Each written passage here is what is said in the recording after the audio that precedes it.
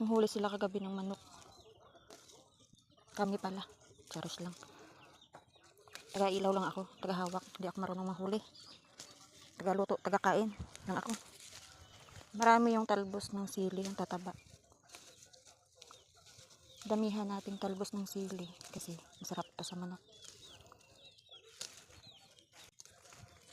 Ito ang tabaon. Talbos ng sili. Di ba pabilhin mo pa to sa bayan? Mahal.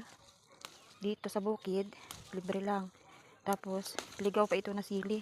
Yung original na sili. Na malit ng ano ba? Putitot. Yung manghang.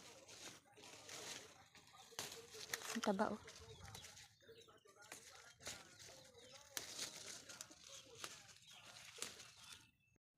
Kukuha tayo ng tanglad.